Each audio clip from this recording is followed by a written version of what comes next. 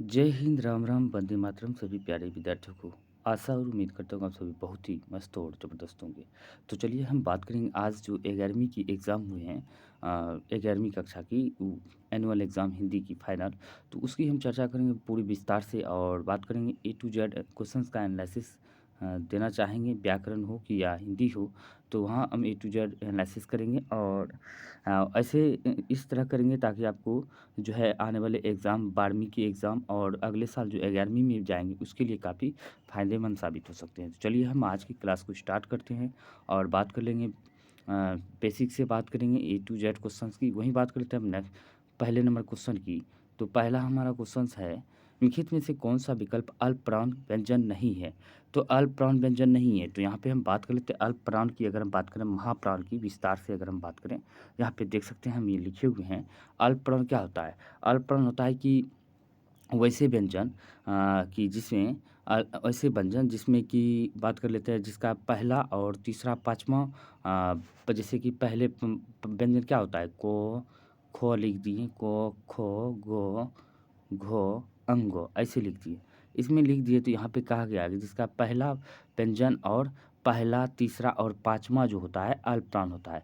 यानी कि कहने का तात्पर्य है यह होता है कि अल्पप्राण में जिसके उच्चारण में जो है कम बल लगे वो क्या कहलाते हैं? अल्पप्राण। कम समय लगे, कम बल लगे उसे क्या कहते हैं? अल्पप्राण। प्रत्येक वर्ण का पहला, तीसरा और पाँचवाँ क्या होता है? अल्पप्राण कहलाता है। अब बचा महाप्राण की। अगर हम लगे हाथे चर्चा कर लेते हैं अल्पप्राण, महाप्राण। महाप्राण में जिसमें कम अधिक समय लगे, उच्चारण में अधिक बल लगे उसे महाप्राण कहते हैं। प्रत्येक वर्ण का क्या होता है? दूसरा और चौथा क्या होता है? महाप्राण होता है। ये याद रखना है। हम दोनों चर्चा कर लिए। अब बात कर लेते हैं अल्पप्राण। घोष अघोष की भी बात करते हैं, खूब पूछे जाते हैं घोष अघोष। अगर घोष की हम बात करें अघोष वर्ण की, तो अघोष वर्ण क्या होता है? प्रत्येक वर्ण का पहला, यानी कि हम लिख लेते हैं छो ही लिख देते हैं, कुछ भी लिख देते हैं, चो छो जो झो यों लिख लिए, यहाँ पे लिख लिए। अब यहाँ पे कहता है घोष अघोष की। अघोष की अगर हम बात करते हैं प्रत्येक वर्ण का पहला दूसरा क्या होता है? पहला दूसरा वर्ण क्या होता है? अघोष वर्ण कहलाता है। खूब पूछे जाते हैं, याद कर लेना है इसका मतलब कि परिभाषा सहित याद कर लेना है, उदाहरण सहित। उदाहरण याद रखने से ज़्यादा बेहतर हो जाता है। परिभाषा याद रखिए, उदाहरण याद रखिए, बहुत ही फायदेमंद हो सकते हैं। कोई भी एग्जाम में घोष अघोष वर्ण अल्पप्राण महाप्राण ये चारों पूछे ही जाते हैं, लगभग व्याकरण में दे दिए जाते हैं। अब बचा कि अघोष हो गया, ये तो हो गया अघोष, ठीक है, अघोष। अब चलते हैं घोष वर्ण। घोष वर्ण क्या होता है? प्रत्येक वर्ण का तीसरा, चौथा और पाँचवाँ वर्ण क्या होता है? घोष वर्ण कहलाता है। क्या है? प्रत्येक वर्ण का तीसरा, चौथा और पाँचवाँ घोष वर्ण कहलाता है, ये ध्यान करें। तो चलिए हम बात करते हैं अब दूसरे क्वेश्चन की ओर बढ़ते हैं। तो हमारा दूसरा क्वेश्चन है, यहाँ पे केवल मुँह से बोलने जाने वाले स्वस्वर वर्णों को क्या कहते हैं? तो निरूनासिक कहते हैं। क्या कहते हैं? निरूनासिक। अब वही बात करते हैं आसपास व्यंजनों की संख्या कितनी होती है? तो आसपास व्यंजनों की संख्या की बात करते हैं 25 होता है। लेकिन हिंदी में कुल स्वर की बात करते हैं इसे 13 होते हैं, लेकिन मूल रूप से कहते होते हैं 11 होते हैं। और अंग्रेजी में vowel की बात करते हैं कुल 5 ही होते हैं, ये ध्यान रखना है। और व्यंजन वर्ण की बात करते हैं कुल 33 होते हैं, ध्यान रखना है। वहीं बात करते हैं नेक्स्ट की, जिस स्वर के उच्चारण में तिगुना समय लगे उसे क्या कहते हैं? तिगुना समय लगे तो उसे क्या कहते हैं? प्लुप्त कहते हैं। ये याद ध्यान रखना है। वहीं बात करें कि में से कौन अंत अस्त व्यंजन है? तो अंत अस्त व्यंजन की अगर हम बात करते हो है, कौन-कौन है? हो नहीं है, ये नहीं पूछ रहा है। तो कौन-कौन से अंत अस्त व्यंजन? यो, रो, लो और वो जो होता है ये अंत अस्त व्यंजन होता है। लेकिन हो नहीं है। हो जो क्या है? उष्ण व्यंजन है, जैसे स्व, तालव्य स्व, मूर्धन्य स्व। हो जो होता है ये सारे के सारे उष्ण व्यंजन होते हैं, ये ध्यान रखना है। अब बात करते हैं नेक्स्ट की। अब यहाँ पे कहता है कि इनका उच्चारण एक प्रकार ही रगर या घर्षण से उत्पन्न उष्ण वायु से होता है, तो उष्ण व्यंजनों को कहा जाता है, ये ध्यान रखें। अब वही बात करें गीत में से कौन सा विकल्प महाप्राण व्यंजन नहीं है? तो हम पहले ही बता चुके हैं महाप्राण व्यंजन कौन नहीं है। तो आपको उदाहरण जो है याद कर लेना है कंप्लीटली, क्योंकि यही बार बार घूमते रहते हैं हर एग्जाम में, चाहे 9 हो, 10th हो या 12th हो, ये ध्यान रखना है। वहीं बात करते हैं निम्नलिखित में से किस वर्ण का उच्चारण स्थान दंत नहीं है? तो दंत नहीं है, ट है। और दंत का पूछे तो कौन कौन है? तो, थो, दो, धो, नौ, ये जो है उच्चारण स्थान त वर्ग यानी कहे तो पूरा का पूरा दंत होता है, ये ध्यान रखने हैं। काफ़ी इम्पोर्टेंट है। वहीं बात करते हैं क वर्ग का, बात करते हैं क वर्ग क, ख, ग, घ, अंग जो भी होता है, क से क वर्ग, क से कंठ, ऐसे याद रखना है, ध्यान रखना है। वहीं बात कर लेते हैं अब अ, चौ छौ की। चौ छौ का बात करें, चौ छौ चौ छ चौ वर्ग क्या होता है, ये एक होता है तालु हो जाता है, चौ वर्ग तालु, ठीक है। और टौ ठ डौ ढ न ये होता है क्या, मूर्धा हो जाता है। टौ ठ डौ ढ न टौ वर्ग मूर्धा यानी कि मूर्धा होता है, ये ध्यान रखने काफ़ी महत्वपूर्ण हो जाते हैं ये सब क्वेश्चंस। और चलिए हम नेक्स्ट की ओर बढ़ते हैं। यहाँ पे कहता है किनकी उत्पत्ति दूसरे स्वरों की दूसरों स्वरों से नहीं होती है। ह्रस्व स्वर की उत्पत्ति दूसरे स्वरों से नहीं होती है। वहीं बात करें शिकारी ने हिरन को मारा, इस वाक्य में हिरन मारा किस कारक का उदाहरण है? यानी कि ये जो है हिरन को मारा, तो क्या है, कर्ता ने कर्म को हिरन को मार रहा है, तो इसका क्या होता है, कर्म कर रहा है, क्योंकि वह कर्म कर्म किया है, कर्ता हिरन को मारकर, तो हो जाएगा क्या, अपादान कारक क्या होता है, जिसमें जुदाई का बोध होता है वो अपादान हो जाता है। संबंध होता था किसी को जिसमें कोई संबंध दर्शा रहा है, अधिकरण में पड़। ये कारक चिन्ह बहुत ही इंपॉर्टेंट होते हैं। इसका आठों चिन्ह आपको याद करने होते हैं, क्योंकि इससे याद करने से क्या होता है, बहुत ही महत्वपूर्ण होता है, क्योंकि व्याकरण में हमेशा कारक से घूमते रहते हैं क्वेश्चन। और इसका हम क्लास में पूरे विस्तार से चर्चा करेंगे। अभी तो हम बता दिए हैं। कर्म कर रहा है, अपादान जुदाई का बोझ यानी कि से लगता है, यानी कि जुदाई होता है, जैसे वृक्ष से पत्ते गिरते हैं, विद्यालय से बच्चे घर जाते हैं, इस तरह करके रहता तो हो जाता। करण कारक में भी से लगता है, मगर उसमें संबंध को दर्शाता है। से अगर हुआ, जैसे कि जैसे कि राम चाकू से सेब काट रहा है, तो चाकू से क्या है, सेब काट रहा है, यानी कि संबंध को दर्शा रहा है। चाकू सेब काट रहा है, तो हो जाता ऐसे करण कारक, करण में से लगता है क्या, पदान में भी, लेकिन इसमें क्या होता है, आप जुदाई का बोध होता है और इसमें संबंध को दर्शाता है। इस तरह करके आपको याद रखना है। पिंजरा शब्द क्या होता है, पिंजरा शब्द जो होता है देशज शब्द है, ये ध्यान रखना है। वहीं बात करते हैं मोहन आया था, तो भूतकाल ये तो जानते हैं, ये मोहन आया था तो भूतकाल, मोहन मतलब आने वाला है, तो क्या हो जाता, भविष्यत काल हो जाता। मोहन आ गए हैं, मतलब आ रहे हैं, तो आ रहे हैं तो क्या होता है, संदिग्ध, आ रहे हैं तो संदिग्ध वर्तमान हो जाता है। इस तरह करके फिर में से कौन विकल्प युग्मक ध्वनि का उदाहरण है? युग्मक ध्वनि जो है, दिक्कत जो है, युग्मक ध्वनि का उदाहरण है। दो स्वरों के मेल से उत्पन्न विकार अथवा रूप परिवर्तन को क्या कहते हैं? तो ये क्या कहते हैं, स्वर संधि कहते हैं, याद रखना है। महासद शब्द का संधि विच्छेद क्या होता है? महासद शब्द का संधि विच्छेद महाधन औसत हो जाएगा। पुरोहित शब्द का संधि विच्छेद पुरधन हित हो जाएगा, ये ध्यान रखना है। वही बात करें नदीस प्लस इस पदों का संधि विच्छेद क्या होता है, क्या होता है, ये हो जाएगा नदीस, ये याद रखना था, यानी कि ए हो जाएगा, यानी कि ये नहीं, ये बी हो जाएगा, याद रखना है। इसका आंसर क्या होगा, बी हो जाएगा, ठीक है। ये गलत है। अब बात करते हैं नेक्स्ट की, हित में से कौन विकल्प व्यंजन संधि का उदाहरण है? सम धन गम, यानी कि सम जोर गम क्या होता है, संगम होता है, गम, इस तरह करके इसमें व्यंजन संधि है, ये याद रखना है। तो अब बात करते हैं नेक्स्ट की, निम्नलिखित में से अशुद्ध वाक शब्द क्या है? अशुद्ध शब्द दीपिका है, बाकी सब शुद्ध शब्द है, ये ध्यान रखने हैं। अब इसमें भी शुद्ध शब्द कह रहा है, नुपुर जो है शुद्ध शब्द है, बाकी जो है क्या था, अशुद्ध शब्द है। ये वाले क्वेश्चन हमने क्वेश्चन में टेस्ट में लिए थे, ये कोष्टक चिन्ह जो दिए थे, योजक चिन्ह का, ये हम दिए हुए थे, तो सेम टू सेम वही उतार दिया, एग्जाम में आ चुका है। देखते हैं त्रिलोक शब्द में समास क्या होगा। त्रिलोक में क्या होता है, जिस समास का पहला पद संख्यावाची हो, जैसे त्रिलोक हुआ, सप्ताह हुआ, त्रिलोक हुआ, सप्ताह हुआ, और उसके बाद चौराहा हुआ, तिरहा हुआ, इस तरह करके जो भी आए, यानी कि संख्या को दर्शाए, तो समझ लीजिए द्विगु समास है। और द्वंद्व समास क्या होता है, जिसका दोनों पद प्रधान होता है, जैसे माता पिता, लोटा डोरी, भाई बहन, देश विदेश, पति पत्नी, नाना नानी, दादा दादी, इस तरह करके द्वंद्व समास होता है। अब बात करते हैं निम्नलिखित में से निम्न विकल्प अव्ययी भाव समास का उदाहरण नहीं है, तो आमरण जो है विभाव समास का उदाहरण नहीं है। बाकी व्यर्थ, शूल, पानी, आजन्म, ये सब क्या है, अव्ययी भाव समास का उदाहरण है, याद रखना है। ये उदाहरण याद कर लेना है। और यथाशक्ति भी है, प्रतिदिन भी होता है, इस तरह जो होता है अव्ययी भाव समास का उदाहरण। काम चोर शब्द किस समास का उदाहरण? काम चोर जो है काम से चोर, यानी कि जुदाई हो रहा है, यानी कि जुदाई को दर्शा रहा है, तो अपादान कारक हो जाएगा, अपादान तत्पुरुष समास होगा। काम से मतलब चोरी करता है, काम करना नहीं चाहता, ये ध्यान रखना है। परमेश्वर शब्द किस समास का उदाहरण है? तो कर्मधारय समास होता है। नीलकमल हुआ, परमेश्वर हुआ, ये सब याद रखना है, कर्मधारय समास का हुआ। उदाहरण। अब बात करते हैं गणेश कहानी पढ़ रहा है, तो किस क्रिया का उदाहरण है? तो सकर्मक क्रिया। क्या कर रहा है? क्रिया क्या होता है कि क्रिया को 2 प्रकार में बाँटा गया, एक सकर्मक होता है, एक अकर्मक होता है।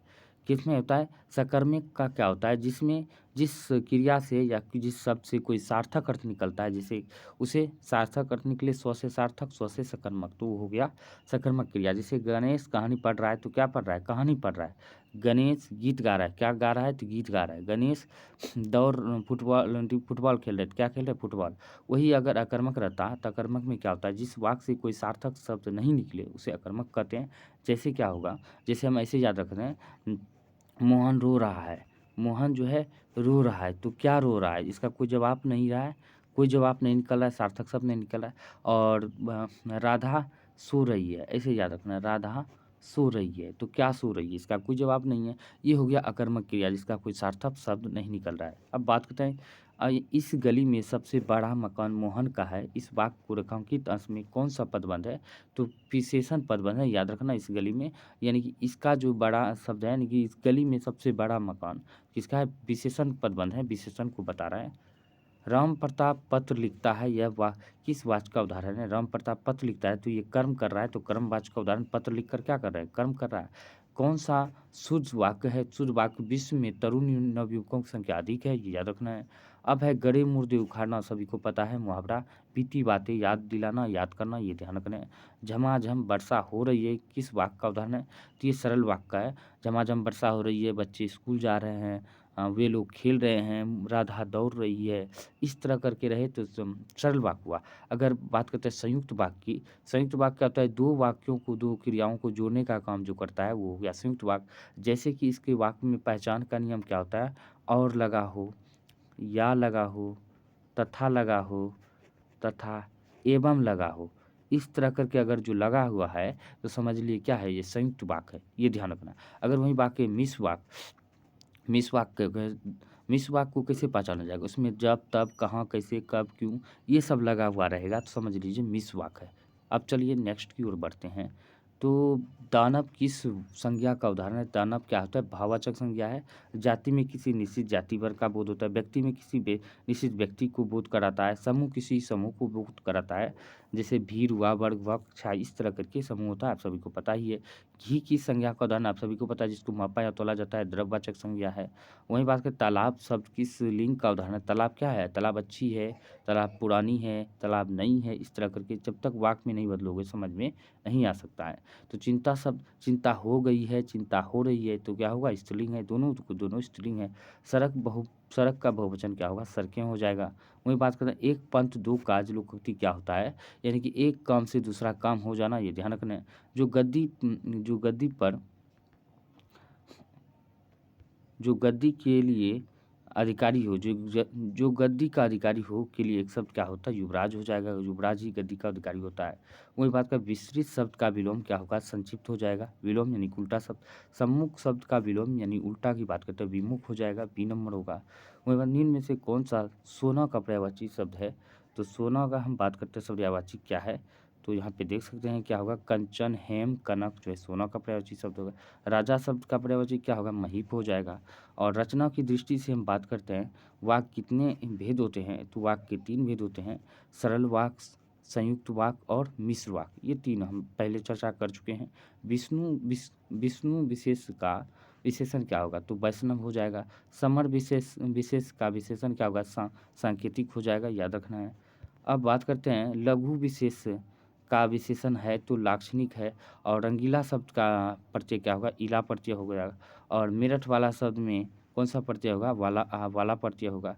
और करवाहट का प्रत्यय क्या होगा? आहट हो जाएगा। और उत्तम शब्द में कौन सा उपसर्ग होगा? उत उपसर्ग होगा, याद रखना है। और अनमोल शब्द में कौन सा उपसर्ग होगा? अन उपसर्ग होगा, ये भी ध्यान रखना है। प्रत्युपकार शब्द में कौन सा उपसर्ग होगा? तो प्रत्युपसर्ग होगा। बनावट के लिए बनावट के विचार से शब्दों के कितने प्रकार होते हैं? 3 प्रकार होते हैं, सरल, संयुक्त, मिश्र, इस तरह याद रखना है। निम्नलिखित में से कौन सा योगरूट शब्द है?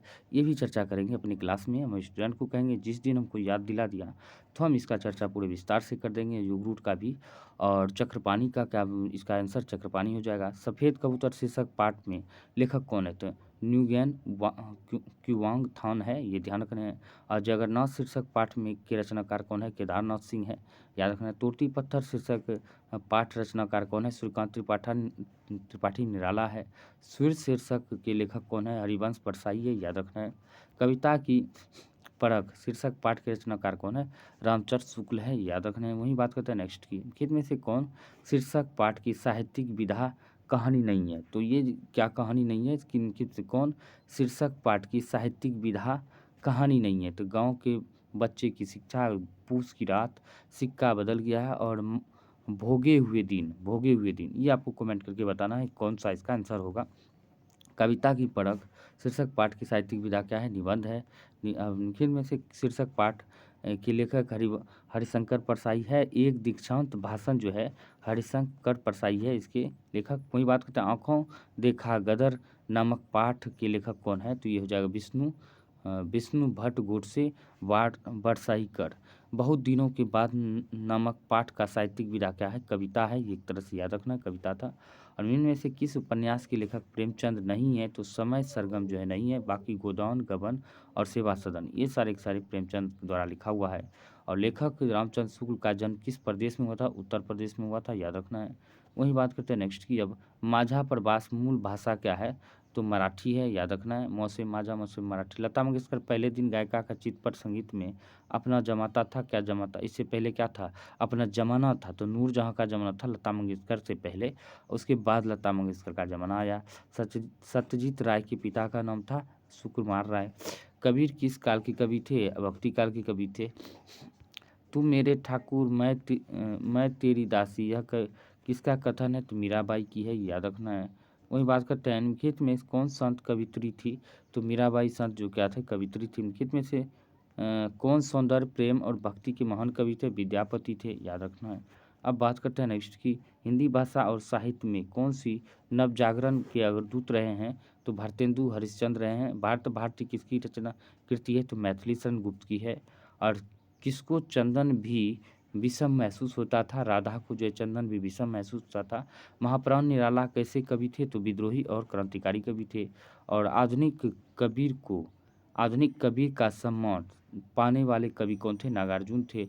हिंदी कविता में सोनेट का पर्याय किस कवि को माना जाता है? तो त्रिलोचन को माना जाता है।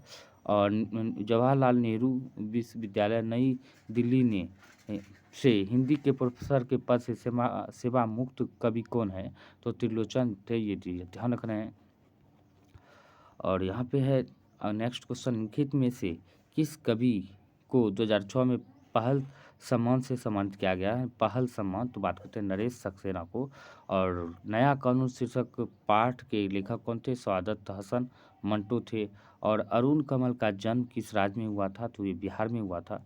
और वहीं बात करते हैं कवि अरुण कमल को उनकी रचना पर साहित्य अकादमी पुरस्कार कब प्राप्त हुआ था? तो किसके लिए प्राप्त हुआ था? नए इलाके में इसके लिए प्राप्त हुआ था। कवि नरेश सक्सेना को पृथ्वी की किसकी तरह लगती है? पृथ्वी जो है स्त्री की तरह लगती है, याद रखना है। और कवि त्रिलोचन के अनुसार किसने अक्षर में अक्षर की महिमा जोड़ी है? गालिब ने जोड़ी है। और बहुत दिनों से के बाद किसने जी भर ताल मखाना खाया? तो त्रिलोचन ने खाया।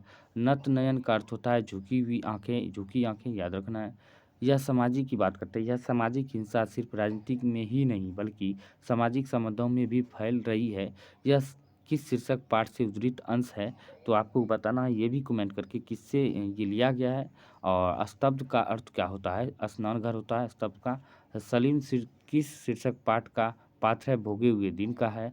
और सम्राट हर्षवर्धन किसके दरबारी कवि थे? मयूर जो थे सम्राट हर्षवर्धन के दरबारी कवि थे।